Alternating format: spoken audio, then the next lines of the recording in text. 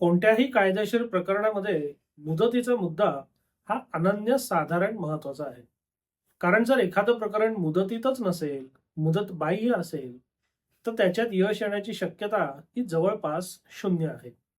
म्हणूनच कोणतंही प्रकरण दाखल करताना, कोणतंही प्रकरण चालवताना, कोणत्याही प्रकरणाचा निर्णय घेताना सगळ्यात पहिला मुद्दा जो आपल्याला बघणं आवश्यक आहे, तो म्हणजे मुदतीचा मुद्दा. आता मुदतीच्या मुद्द्यावरनं आपल्याकडे सुदैवाने किंवा दुर्दैवाने खूप नको इतकी माहिती प्रसिद्ध आहे, नको इतकी माहिती उपलब्ध आहे. पण याच्यामुळे झालंय काय? तर मुदतीच्या कायद्याबद्दल समज कमी आणि गैरसमज जास्त पसरलेले आहेत. विशेषतः जेव्हा आपण दिवाणी स्वरूपाच्या कामकाजाचा विचार करतो, दिवाणी प्रकरणांचा विचार करतो, तेव्हा बरेचदा असं असतं, की एखाद्या प्रकरणामध्ये एकापेक्षा अनेक कायद्यांच्या अनेकानेक कायदेशीर तरतुदींचा समावेश असतो. त्या सगळ्यांचा आपल्याला एकत्रित साकल्याने विचार करायला लागतो. आणि जेव्हा आपण सगळ्यांचा एकत्रित विचार करतो, तेव्हा साहजिकपणे काही गोष्टींमध्ये संभ्रम निर्माण होतो. असा संभ्रम होण्याचं एक प्रमुख घटक म्हणजे एखाद्या कायद्यामध्ये दिलेली मुदतीची तरतूद आणि मुदतीच्या कायद्यामधल्या मुदतीच्या तरतुदी. एकाच गोष्टीकरता जर 2 कायद्यांमध्ये विभिन्न तरतुदी असतील, तर मग नक्की कोणती मुदतीची तरतूद आपण ग्राह्य धरायची? हा प्रश्न अनेकांना पडतो. म्हणजे सर्वसामान्य नागरिकांना पडतो, वकिलांना पडतो, सगळ्यांनाच हा प्रश्न पडतो. पण याची गंमत अशी आहे, की या प्रश्नाचं उत्तर आपल्याकडे कायद्यामध्ये दिलेलं आहे. सगळ्यात पहिले असं घडतं का? हे आपण लक्षात घेऊया. मुदतीचा कायदा हा एक सर्वकष कायदा म्हणून तो करण्यात आला आणि त्यामध्ये बहुसंख्य गोष्टींची मुदत निश्चित करण्यात आली. एखादी गोष्ट करायला मुदत किती, ती मुदत कधीपासून सुरू होते, मुदत कधी संपते, मुदती संदर्भात विविध महत्वाच्या कायदेशीर तरतुदी या लिमिटेशन ऍक्ट म्हणजे मुदतीच्या कायद्यामध्ये अंतर्भूत केलेल्या आहेत. पण मुदतीच्या कायद्याच्या आधी आणि मुदतीच्या कायद्याच्या नंतर अनेक अनेक कायदे सतत अस्तित्वात येत असतात. आणि प्रत्येक नवीन कायदा येताना काही वेळेला त्याच्यात या मुदतीच्या कायद्याशी मिळत्या जुळत्या काही तरतुदी असतात. म्हणजे अगदी उदाहरण साधं सोपं उदाहरण द्यायचं झालं तर महाराष्ट्र जमीन महसूल संहिता याच्यामध्ये अपिला संदर्भात काही मुदती दाखल करण्यात आलेल्या आहेत. आपल्याला धनादेश न वटल्याची जी तक्रार करायची असते म्हणजे चेक बाउन्सची केस, त्याच्याकरता निगोशिएबल इन्स्ट्रुमेंट्स ऍक्ट ह्याच्यामध्ये मुदतीच्या तरतुदी देण्यात आलेल्या आहेत. नवीन जो 2017 साली रेरा कायदा करण्यात आलेला आहे, त्याच्यामध्ये अपील, रिव्ह्यू, रिव्हिजन या सगळ्याकरता मुदतीच्या तरतुदी देण्यात आलेल्या आहेत.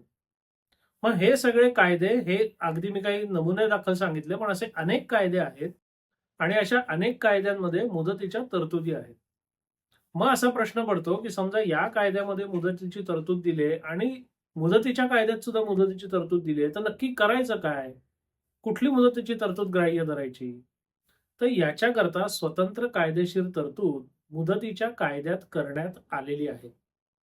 ती कायदेशीर तरतूद असं म्हणते, की जेव्हा मुदतीचा कायदा आणि एखादा स्वतंत्र किंवा विशेष कायदा यामध्ये 2 विभिन्न तरतुदी असतील, तर विशेष कायद्यामध्ये जी मुदतीची तरतूद आहे, ती ग्राह्य धरली जाईल.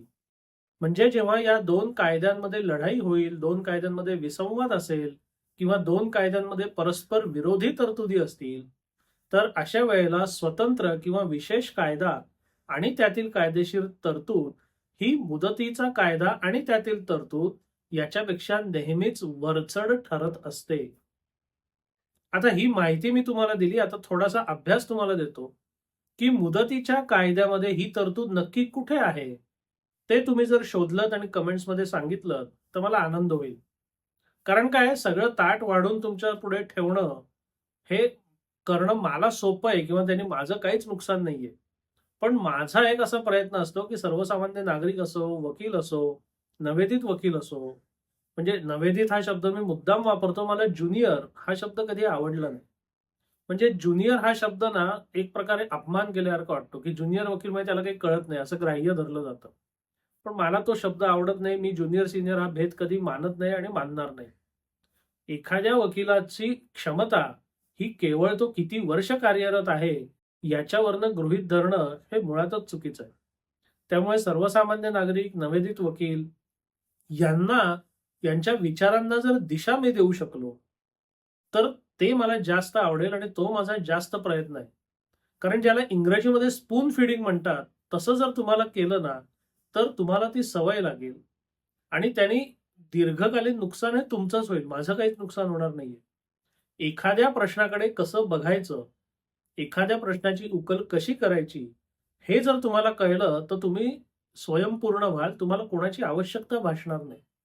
म्हणजे जसं एकदा बेरीज ही क्रिया तुम्हाला सांगितली, वजाबाकी ही क्रिया सांगितली, त्याचं एकदा तत्व तुम्हाला कळलं, की कुठल्याही 2 अंकांची बेरीज किंवा वजाबाकी किंवा गुणाकार किंवा भागाकार तुम्हाला करता येतो. 2+2 शिकवलं, मग 4+4 शिकवलं, मग 100+100 शिकवलं याची गरज नसते. एकदा बेरीज होते कशी हे कळलं, की तुमची आकड्यांची भीती आपोआप गळून पडते. मग कुठलाही आकडा येवो, त्याच्या या 4 क्रिया तुम्ही अगदी सहज करू शकता. कारण तुम्हाला गणिताची मूलभूत तत्व माहिती असतं. तसंच या कायदेशीर तरतुदींबद्दल आहे.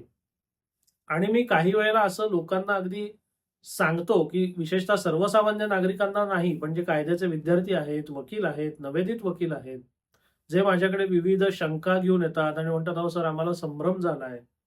तेव्हा पहिलं मी कटुवाक्य बोलतो, की तुम्हाला संभ्रम नाहीये, तुम्ही संभ्रमित नाही आहात, तुम्ही आळशी आहात. कारण बरेचदा काय होतं, माझ्याकडे जे प्रश्न घेऊन येतात, मग वकील असतील, नवोदित वकील असतील, ते सरळ प्रश्न आणि त्याच्या उत्तराची अपेक्षा त्यांना असते. माझं म्हणणं काय आहे, की बाबा हा प्रश्न मला पडलाय, याची ही 4 संभाव्य उत्तर मला वाटतायत, तर याच्यापैकी योग्य कुठलं? म्हणजे एवढी जर त्यांनी मेहनत केली असेल, तर त्याला मी उत्तर दिलं, तर त्याचा उपयोग आहे. नाहीतर हा सतत कोणाचा ना कोणाचा गुलाम बनून राहील. त्याच्यापुढे जेव्हा एखादं प्रकरण येईल, पक्षकार येईल, एखादं आव्हान येईल, तेव्हा तो सतत कोणाची ना कोणाची मदत घेत फिरेल. त्यामुळे संभ्रम हे आपल्या आळशीपणाला आपण दिलेलं गोंडस नाव आहे. कारण एखाद्या दुसऱ्या व्यक्तीला जर त्या प्रश्नाचं उत्तर सापडू शकतं, तर ते उत्तर तुम्हाला सापडलंच पाहिजे. तर त्याच्यात आणि तुमच्यात फरक फक्त आणि फक्त मेहनतीचा आहे. बरं, मेहनत करणं सुद्धा हल्ली फार सोपं आहे. सगळे कायदे, सगळ्या कायदेशीर तरतुदी एका क्लिकवर उपलब्ध आहेत. म्हणजे ज्या गोष्टीबद्दल संभ्रम होईल, त्या संदर्भातल्या सगळ्या कायदेशीर तरतुदी जर तुम्ही एकदा नजरेखालनं घातल्या, तर मला खात्री आहे, की बहुतांश वेळेला तुम्हालाच तुमच्या संभ्रमातनं बाहेर पडता येईल. त्याच्याकरता माझ्या किंवा इतर कोणाच्या कुबड्यांची गरज पडणार नाही. पण त्याच्याकरता तुम्हाला आपला आळस झटकून टाकायला लागेल. आणि हेच काहीसं सर्वसामान्य नागरिकांना सुद्धा लागू आहे. म्हणजे तुम्ही सर्वसामान्य नागरिक आहात, म्हणजे वकिलांपेक्षा काही खूप खालच्या दर्जाचे आहात अशातला काही भाग नाही. तुम्ही जर साक्षर असाल, तुम्हाला लिहिता वाचता येत असेल, तर कायद्यावरची सगळी पुस्तकं जवळपास सगळ्या भाषांमध्ये उपलब्ध आहेत. ती पुस्तकं जर तुम्ही स्वतः वाचलीत, तर तुम्हाला तुमच्या प्रश्नांची उत्तरं मिळू शकतात. आणि त्यातूनही जर तुम्हाला संभ्रम असेल, तर मग तुम्ही तुमचा कायदेशीर सल्लागार, वकील यांची मदत निश्चितपणे घ्यावी. त्यात गैर काहीच नाही. पण माझं नेहमी म्हणणं असतं, की आपल्या आळसाला गोंडस संभ्रमाचं नाव देऊ नका. त्याने तुम्ही तुमचंच नुकसान करत राहाल.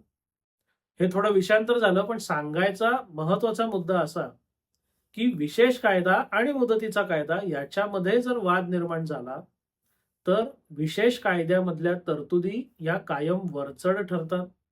तशी स्पष्ट तरतूद मुदतीच्या कायद्यामध्ये करण्यात आलेली आहे. आपल्यापैकी ज्यांना इच्छा असेल, ज्यांना रस असेल, त्यांनी ती तरतूद अवश्य शोधा आणि शोधल्यानंतर या कमेंटमध्ये ती तरतूद कोणती आहे ते कळवा. चूक बरोबर याची चिंता करू नका. चूक असेल तरी हरकत नाही, बरोबर असेल तर उत्तम.